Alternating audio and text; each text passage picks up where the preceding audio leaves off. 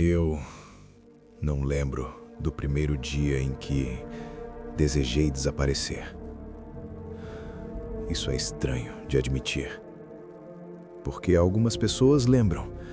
Elas apontam uma data, um evento, uma queda clara. Comigo não. Eu só sei que quando percebi esse desejo pela primeira vez, ele já morava em mim há muito tempo. Não era novo, não era intenso. Era cansado. Velho, gasto, repetido. Como uma frase escrita tantas vezes na mente que já não choca mais, mas nunca perde o peso. Se você tivesse me visto naquela época, de verdade, olhando de fora, não teria notado nada de errado. E esse é o detalhe mais perigoso, porque as coisas mais quebradas aprendem cedo a parecer inteiras. As manhãs sempre começavam do mesmo jeito. Antes mesmo do sol, antes mesmo do pensamento, vinha o som. Um barulho metálico rasgando o quarto escuro. O despertador vibrava, não como um alarme, mas como um inseto preso, desesperado, insistente. Eu não abria os olhos de imediato. O teto branco rachado já estava lá. Eu conhecia aquelas rachaduras melhor do que qualquer rosto humano. Elas não mudavam, não exigiam nada. Diferente de mim. Antes mesmo de me mexer, meu corpo já estava cansado. Não era cansaço físico, era outra coisa. Um peso antecipado, como se o dia inteiro estivesse comprimido, esperando atrás das costelas. Havia um instante, curto demais, em que eu ainda não lembrava quem era. Nesse intervalo, eu quase me sentia em paz.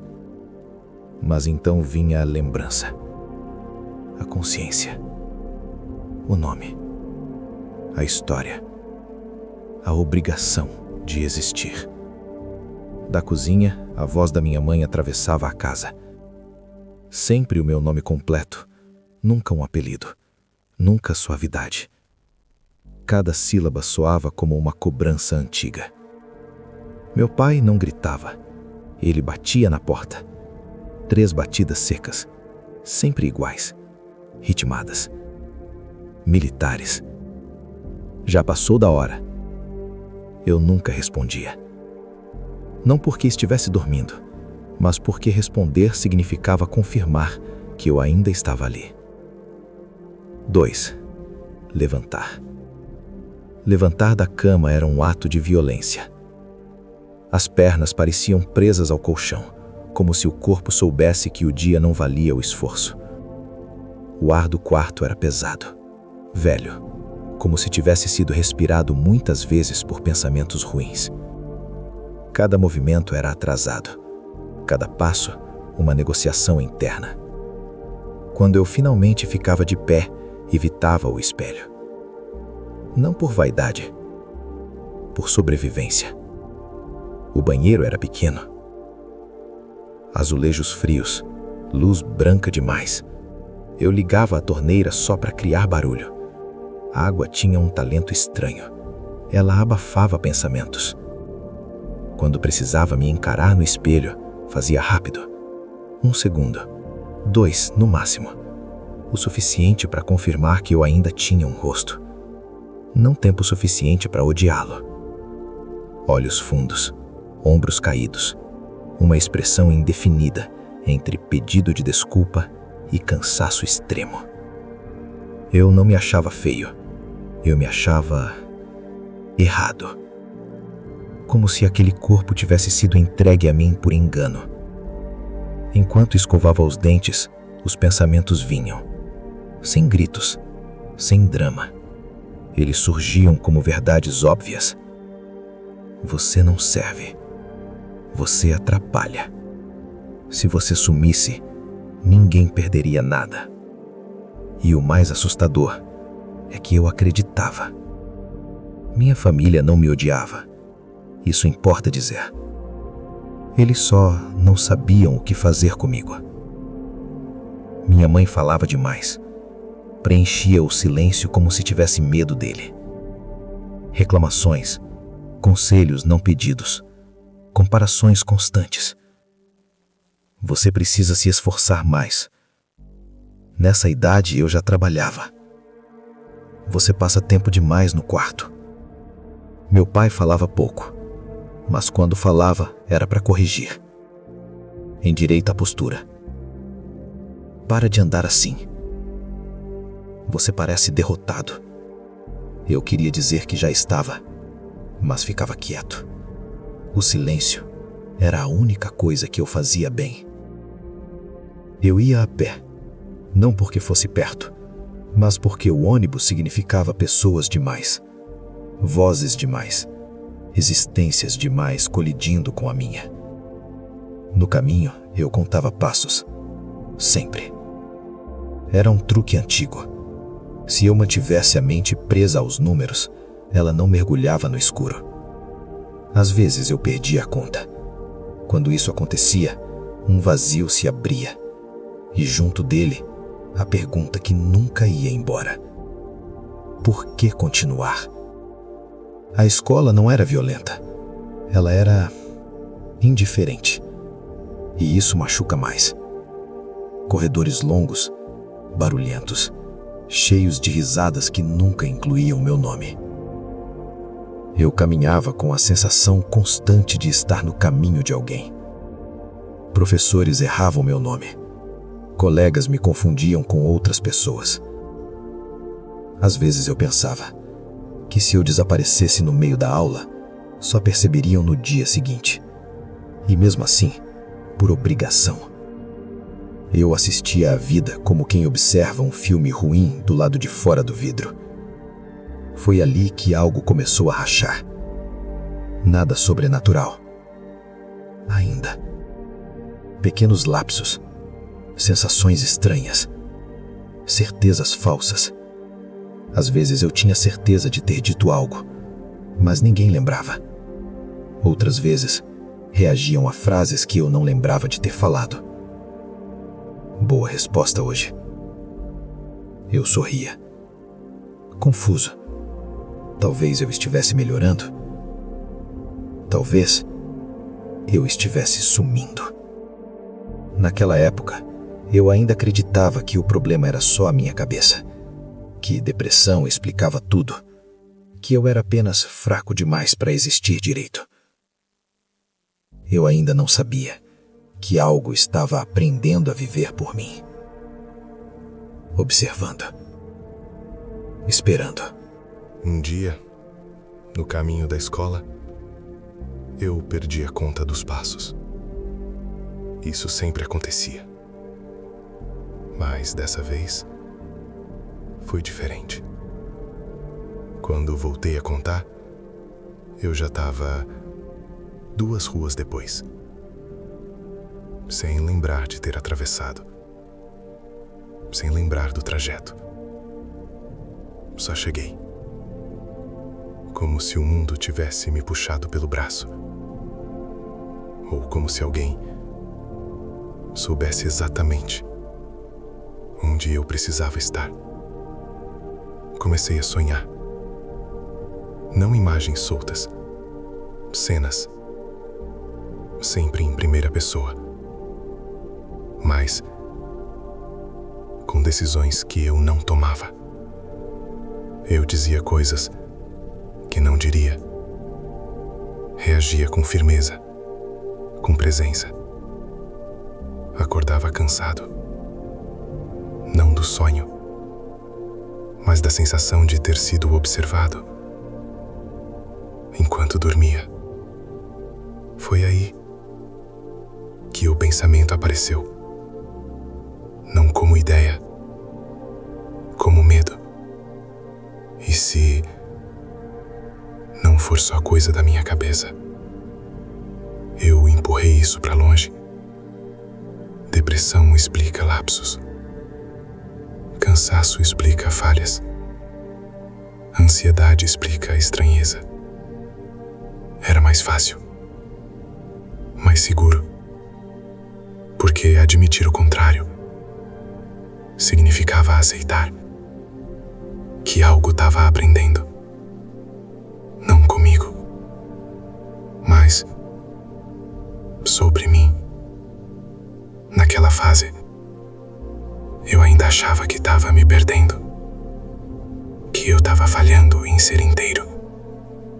Eu não percebia que enquanto eu desaparecia aos poucos, algo em mim estava ficando cada vez mais completo e mais confortável no meu lugar. Depois daquele dia, tudo ficou mais fácil, assustadoramente fácil. Conversas fluíam, respostas vinham no tempo certo. As pessoas me ouviam. Eu não tropeçava mais nas próprias palavras. Não porque eu tivesse aprendido, mas porque eu não estava sozinho. Sempre que o medo ameaçava subir, ele chegava antes. Não como voz, como direção. E eu seguia. Algo começou a mudar dentro de mim. Não era barulho, era o contrário. Meus pensamentos ficaram mais espaçados, como uma sala que vai sendo esvaziada sem pressa. Ideias que antes gritavam, agora mal sussurravam. Às vezes, eu tentava forçar em pensamento ruim, só para confirmar que ele ainda era meu. Mas ele não vinha. E isso não me tranquilizava, me apagava. Um dia, me chamaram de canto. Você tá diferente. Parece mais você. Essa frase ficou ecoando. Mais você. Eu quis rir, porque se aquilo era eu, então quem eu tinha sido antes? Uma versão defeituosa, um rascunho descartável? Algo em mim concordou. Comecei a perceber que havia momentos em que eu não estava lá. Não apagões, ausências suaves. Eu chegava em casa sem lembrar do caminho. Respondia mensagens que eu não lembrava de escrever. Tinha opiniões prontas sobre coisas que eu nunca pensei. Era tudo coerente, tudo funcional, tudo sem mim. À noite, deitado na cama, eu tentava chamar por mim mesmo. Repetia meu nome em silêncio. Esperava alguma reação, um incômodo, uma resposta, um eco. Nada. O vazio não resistia. Ele aceitava. E naquele silêncio confortável, eu sentia algo que me envergonha admitir. Descanso. No banheiro, o espelho não atrasava, não adiantava. Ele simplesmente me acompanhava. Cada movimento, cada expressão, sincronizado demais. Eu encarava meu reflexo tentando provocar algo, um erro, uma falha, mas ele estava melhor do que eu jamais estive. Postura certa, olhar firme, presente. A verdade não veio como revelação, veio como lógica. Eu era o problema. Sempre fui. O medo, a dúvida, a hesitação. Ele não tinha isso. Ele era eficiente. E o mundo responde melhor a coisas eficientes. Eu pensei em lutar por alguns segundos. Mas lutar exigiria vontade. E eu já não tinha certeza se ela era minha. Então pensei outra coisa. Se ele faz melhor, por que eu deveria voltar? A pergunta ecoou. E dessa vez, Algo respondeu, não em palavras, em calma. Eu não fui empurrado para fora. Eu me afastei, passo a passo, como alguém que percebe tarde demais que já não é essencial, nem para si mesmo. E foi aí que ele começou a viver, sem me avisar. Depois daquele dia, tudo ficou mais fácil, assustadoramente fácil. Conversas fluíam, respostas vinham no tempo certo. As pessoas me ouviam. Eu não tropeçava mais nas próprias palavras. Não porque eu tivesse aprendido, mas porque eu não estava sozinho. Sempre que o medo ameaçava subir, ele chegava antes. Não como voz, como direção. E eu seguia. Algo começou a mudar dentro de mim. Não era barulho, era o contrário. Meus pensamentos ficaram mais espaçados, como uma sala que vai sendo esvaziada sem pressa. Ideias que antes gritavam, agora mal sussurravam. Às vezes, eu tentava forçar em pensamento ruim, só para confirmar que ele ainda era meu. Mas ele não vinha. E isso não me tranquilizava, me apagava. Um dia, me chamaram de canto. Você tá diferente. Parece mais você. Essa frase ficou ecoando. Mais você. Eu quis rir, porque se aquilo era eu, então quem eu tinha sido antes? Uma versão defeituosa, um rascunho descartável? Algo em mim concordou. Comecei a perceber que havia momentos em que eu não estava lá. Não apagões, ausências suaves. Eu chegava em casa sem lembrar do caminho. Respondia mensagens que eu não lembrava de escrever. Tinha opiniões prontas sobre coisas que eu nunca pensei. Era tudo coerente, tudo funcional, tudo sem mim. À noite, deitado na cama, eu tentava chamar por mim mesmo.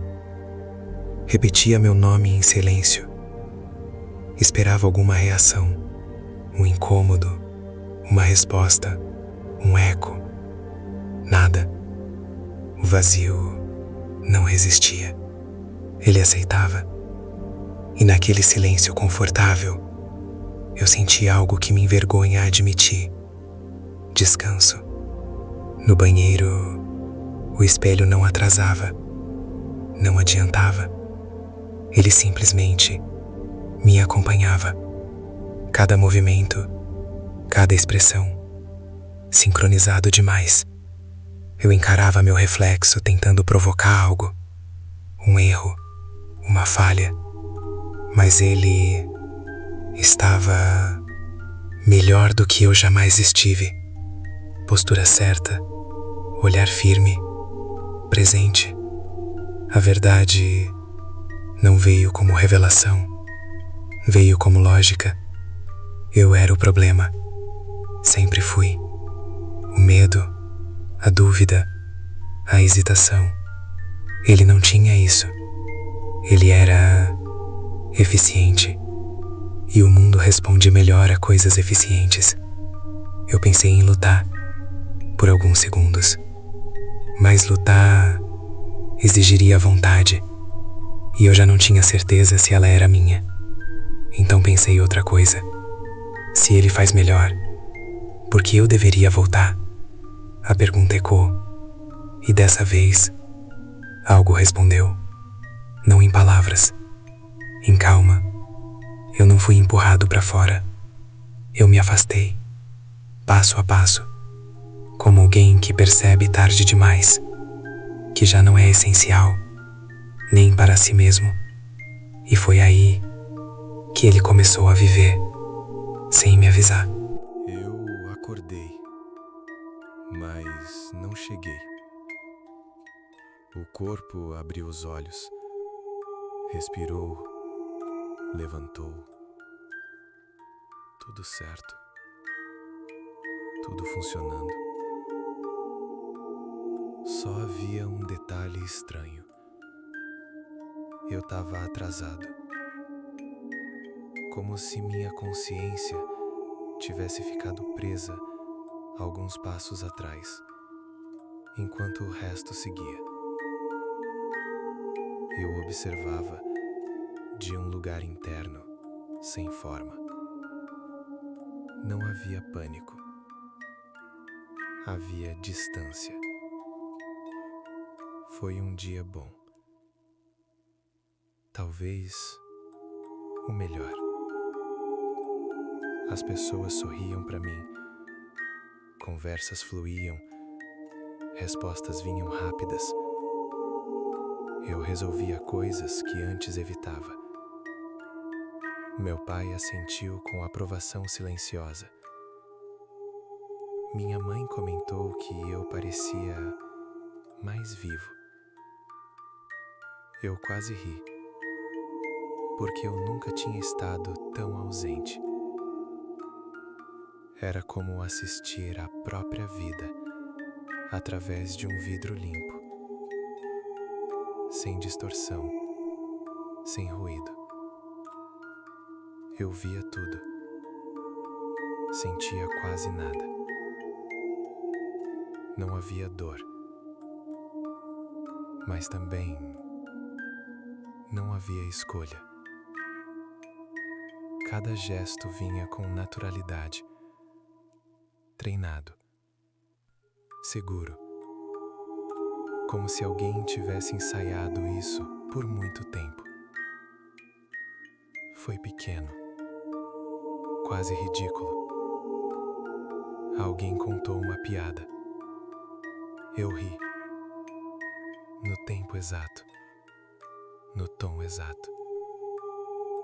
E naquele instante, eu soube. Eu não tinha escolhido rir. A reação era perfeita demais. E eu nunca fui perfeito em nada. Por um segundo, tentei interferir. Forçar um pensamento errado, um atraso, um tropeço, algo meu. Mas a mente estava limpa demais, organizada demais. Não havia espaço para mim. Era como tentar escrever numa página já preenchida com letra firme. À noite, o espelho me esperava. Eu fiquei ali, tempo demais. O reflexo me encarava com calma, sem atraso, sem excesso, presente, inteiro. E então, algo mudou. Não no espelho, em mim. Eu percebi que ele não estava me copiando. Nunca esteve. Ele estava me substituindo desde o começo, aprendendo, ajustando, aperfeiçoando, enquanto eu cedia. Havia uma pergunta óbvia: quem é você? Mas ela não saiu, porque eu já sabia a resposta. Ele era tudo o que eu não consegui sustentar. E eu era o custo desse sucesso. Não houve pacto, não houve entrega formal, só um entendimento. Ele ficaria, eu descansaria. Pela primeira vez em muito tempo, não havia peso, não havia cobrança, só silêncio e uma vida seguindo perfeitamente bem, sem mim. Hoje, quando alguém diz meu nome, eu ainda olho, por hábito, mas sei, não é comigo. Eu sou apenas o eco fraco de alguém que aprendeu a viver melhor do que eu. Talvez doppelgangers não venham de espelhos. Talvez nasçam quando a sociedade decide que sentir é defeito. Talvez as pessoas estejam morrendo por dentro e algo esteja ocupando o lugar. Algo que sorri, mas não ama. E se alguém muito próximo mudar demais, não pergunte o que aconteceu. Pergunte quando foi que ela pediu, em silêncio, para desaparecer. Porque ninguém percebe quando um ser humano vai embora. O mundo só aplaude quem ficou no lugar.